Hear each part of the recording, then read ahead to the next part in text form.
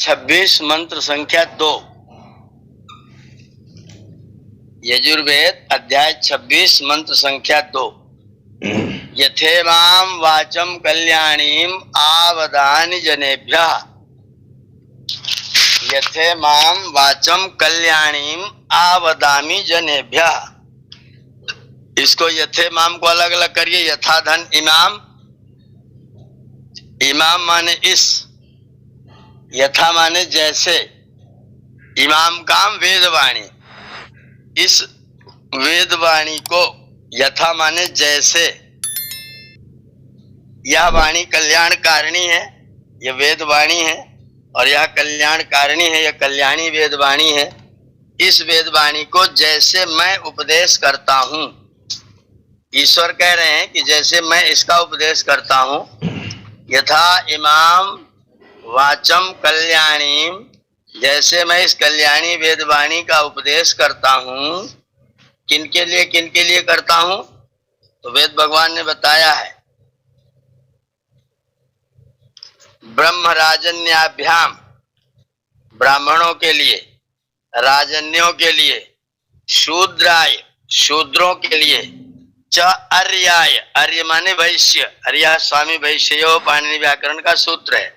तो अर्य माने वैश्य, च अर्याय माने वैश्यों के लिए, च स्वाय जो हमारे अपने हैं, स्त्री पुत्र पत्नी सब, और च अरणाय, और जो अरण में है, आदिवासी हैं, वनों में रहते हैं, उन सब के लिए जैसे मैं वेदवाणी का, कल्याणकारिणी वेदवाणी का जैसे मैं उपदेश करता हूं, उसी प्रकार से तुम भी इन सब के लिए इस कल्याणी वेदवाणी का उपदेश किया करो।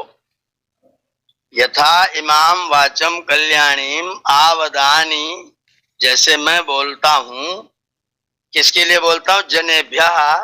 बोले थोड़ा विस्तृत कर, जनेभ्यः माने क्या है? बोले ब्रह्म है, राजन्याभ्याम, ब्राह्मण के लिए, क्षत्रिय के लिए, शूद्र के लिए, वैश्य के लिए, अपनों के लिए, आदिवासी लोगों के लिए जो अरण्य में रहते उनके लिए जैसे मैं वेदवाणी का प्रचार करता हूं, वैसे तुम भी इन सब के लिए वेद का उपदेश, वेद के सिद्धांतों का प्रचार प्रसार किया करो। फायदा क्या होगा? बोले प्रियो देवानाम, देवों के प्रियता के लिए। ऐसा व्यक्ति जो वेदवाणी का प्रचार प्रसार करेगा, अध्ययन स्वाध्याय करेगा, वो देवानाम प्रियः, वो देवों का प्रिय होगा। दक्षिणायै दातुः इह भूयासम, मैं उन देवों की दक्षिणा देने के लिए हो जाऊं, योग्य हो जाऊं कि मैं देवताओं को दक्षिणा के रूप में प्राप्त हो सकूं। अयम में कामः समृद्धताम, अयम यह में मेरा कामः कामनाएं समृद्धताम पूरी होवे। उपमा अदह नमतु, उपमादो नमतु, हमें प्रसन्नता जो है हमारे सामने आकर के नमतु झुके प्रणाम करे, मतलब हम प्रसन्नता को प्राप्त करें। मैं देवों का प्रिय हो जाऊं, देवों की दक्षिणा बन जाऊं, और मेरी समस्त कामनाएं पूर्ण होवें, और मैं प्रसन्नता से भर जाऊं। इस वेदवाणी का स्वाध्याय करते हुए मैं प्रसन्नता से भर जाऊं, देवों की दक्षिणा बन जाऊं, मैं देवों का प्रिय हो जाऊं, और मेरी समस्त कामनाएं पूर्ण हो जावें। ये पूरा मंत्र है यजुर्वेद अध्याय 26 मंत्र संख्या 2। इसका लौगाक्षी ऋषि है, ईश्वर इसका देवता है। विराट अति अष्टि, विराट अत्यष्टि नामक छंद है, और इसमें गांधार नाम का स्वर है। तो ये स्वर देवता ऋषि के साथ में ये मंत्र यजुर्वेद अध्याय 26 मंत्र संख्या 2 है। इसका महर्षि दयानंद सरस्वती ने बहुत प्रचार किया, और इस मंत्र पर उन्होंने खूब कार्य किया। ईश्वर कह रहे हैं, यथा इमाम कल्याणीम वाचम जनेभ्यः आवदानी, जैसे मैं इस कल्याणकारिणी वेदवाणी का सृष्टि के आदि में लोगों के लिए मैंने प्रचार किया है, वैसे तुम लोग इस वेदवाणी का ब्राह्मण के लिए, राजन्य के लिए, शूद्र के लिए, वैश्य के लिए, और अपनों के लिए, और जंगली लोगों के लिए, वनवासियों के लिए भी इस वेदवाणी का प्रचार प्रसार किया करो। फायदा होगा कि तुम देवताओं के प्रिय हो जाओगे, देवों की दक्षिणा बन जाओगे, तुम्हारी कामनाएं पूर्ण हो जाएंगी, और तुम प्रसन्नता से भर जाओगे। प्रसन्नता तुम्हारे आगे पीछे हाथ जोड़ करके घूमेगी। यह लाभ होगा इस वेदवाणी को पढ़ने, सुनने, जानने से। ये मंत्र है यजुर्वेद का 26वें अध्याय का। जी जय प्रकाश जी। श्रद्धेय मुनि, बहुत ही उत्कृष्ट व्याख्या आपने इसको मतलब दिया। एक ऐसे और है जो भ्रम पैदा करता रहता है, दरअसल जानकारी नहीं है, इसलिए ये ऋषि मुनियों की महिमा को जो है उद्घाटित करता है। ये मंत्र है कि क्या है, अक्सर बोला जाता है। मुनि जी थोड़ा सा इसको देखें।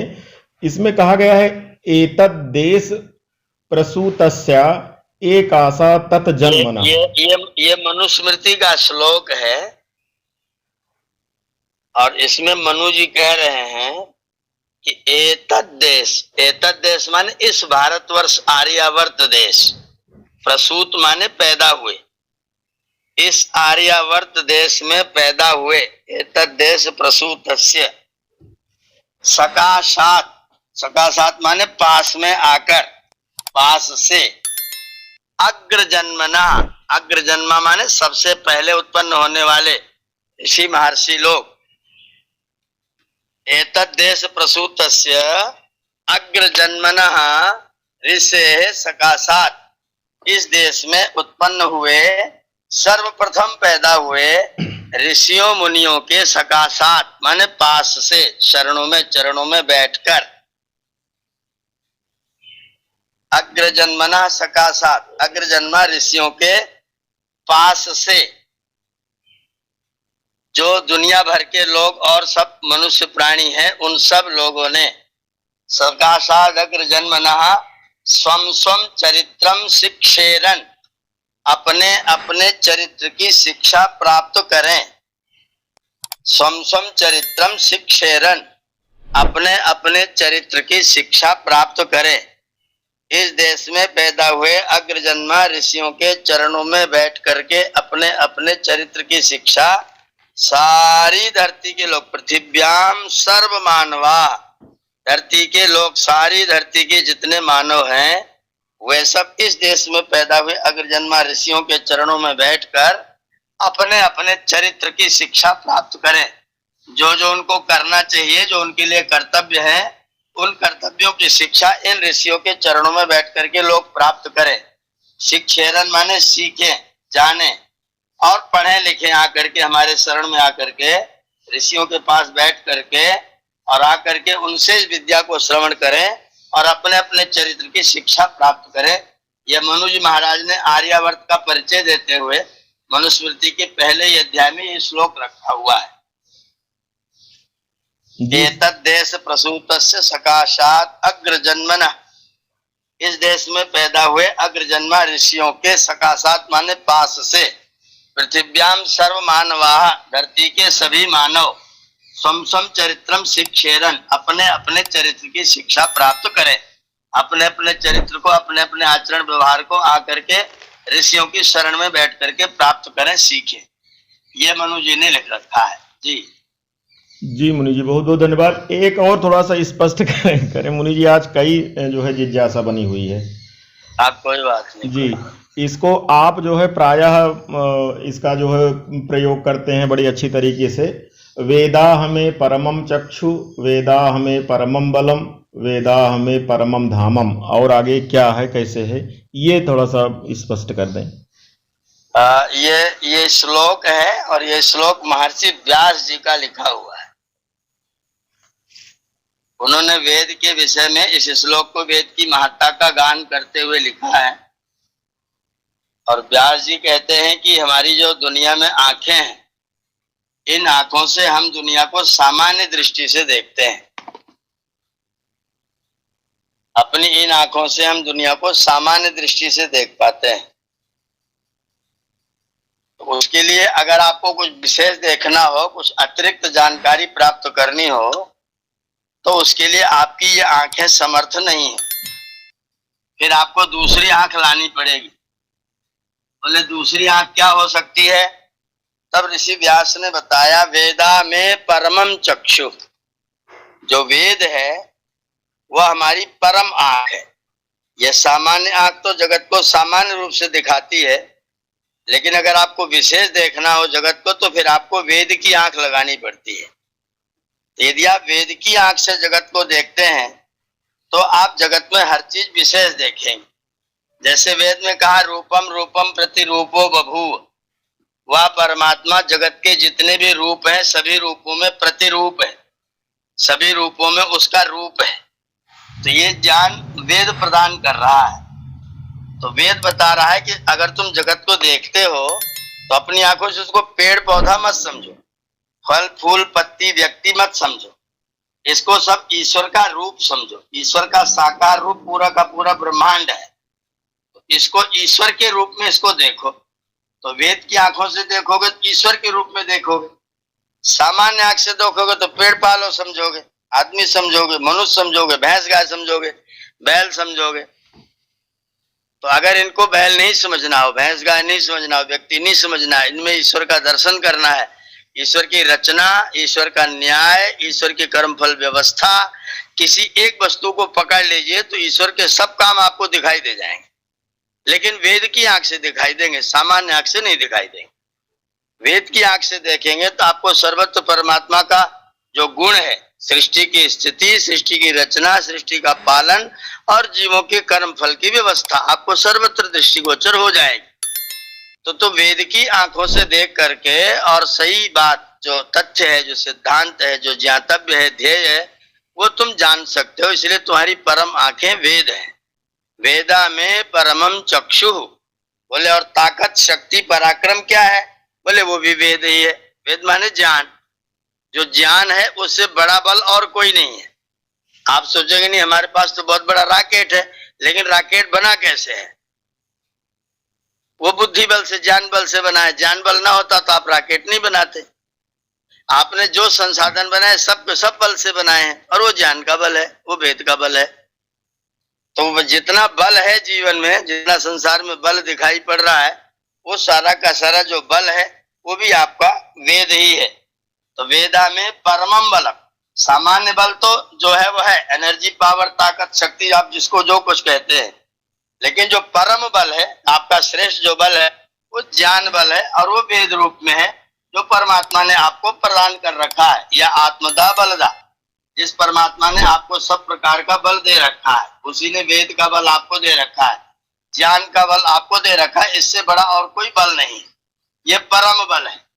तो वेदा में परमम चक्षु, वेदा में परमम बलम, ये मेरा परम बल भी है, वेद ही हमारा परम बल है। और फिर कहा वेदा में परमम धाम, धाम का मतलब गंतव्य स्थान, मुझे कहाँ जाना है, मेरा पुण्य भूमि क्या है, बोले वेद ही आपकी पुण्य भूमि है। वेदा में परमम धाम, वेद ही मेरा परम धाम है, मेरा गंतव्य स्थान है, मेरा परम लक्ष्य है। मैं वेद को जानना चाहता हूँ, वेद को पाना चाहता हूँ, ज्ञानी होना चाहता हूँ, कि ज्ञानी होने के बाद ही मुक्ति होगी। ज्ञानान मुक्ति बंधो विपर्ययात्, ज्ञान से मुक्ति होती है और विपर्य से अज्ञान से बंधन होता है। तो मेरा परम बल, मेरा परम धाम जो है वो वेद ही है। और अंतिम पंक्ति है वेदा में ब्रह्म च उत्तमम, उत्तमम ब्रह्म वेदा, ये जो वेद है वो मेरा उत्तम ब्रह्म है। ब्रह्म का मतलब भी ज्ञान है, ये मेरा उत्तम ज्ञान जो है वो वेद ही है। श्रेष्ठ ज्ञान जो है वो वैदिक ज्ञान ही है।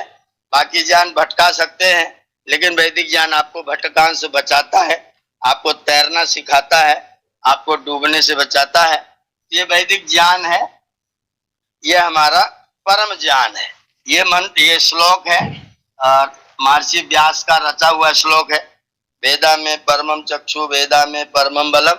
स्वामी दीक्षानंद सरस्वती जी गुरुकुल एटा में आते थे और वहां का कार्यक्रम हमारा था, उस कार्यक्रम के ब्रह्मा स्वामी जी हुआ करते थे। उन्हीं से मैंने सबसे प्रथम बार, लगभग ये बात है 86 या 87 की, 1987 पहले बार मैंने उनके मुख से इस श्लोक को सुना। वो वेद का पाठ प्रारंभ कराते थे तो इस श्लोक को सबसे उच्चारण करवाते थे, और उन्हीं के उच्चारण के बाद वहीं से, उसी दिन से मैंने इस श्लोक को पकड़ा, अपनी डायरी में नोट किया, और वो आज तक उस श्लोक को मैं बोलता हूँ, बुलवाता हूँ। हमारी जो परिचय निर्देशिका गुरुकुल की छपी, उसमें भी प्रथम पंक्ति यही है, वेदा में परमम चक्षु ही छपा हुआ है परिचय निर्देशिका पर भी। तो वेद ही हमारा परम चक्षु है, वेद ही हमारा परम बल है, वेद हमारा परम धाम है, वेद हमारा उत्तम ज्ञान है। ये महर्षि व्यास का वचन है और मेरी इसमें बहुत श्रद्धा है। मैंने इस वचन का बहुत प्रयोग किया है, और जो इस वचन में लिखा है वो मैंने पाया है। पिछले 40 सालों में अध्ययन करते हुए, अध्यापन करते हुए, प्रयोग करते हुए जीवन में मैंने ये पाया है कि वास्तव में वेद ही परम चक्षु है, वेद ही परम बल है। मेरे पास कोई बल नहीं, वेद का ही बल है। तो वेद मेरा परम बल है, वेद मेरा परम ज्ञान है, वेद मेरा परम धाम है और वेद मेरी परम आंखें हैं। ये महर्षि व्यास का रचित श्लोक, जिस पर मैं बहुत श्रद्धा रखता हूँ और इसका मैं प्रयोग पिछले 87 के बाद से, समझ लीजिए 13 साल उधर और इधर हो गए आपके 24 साल, तो 37 साल हो गया लगभग इसका प्रयोग करते हुए, बताते हुए लोगों को। ये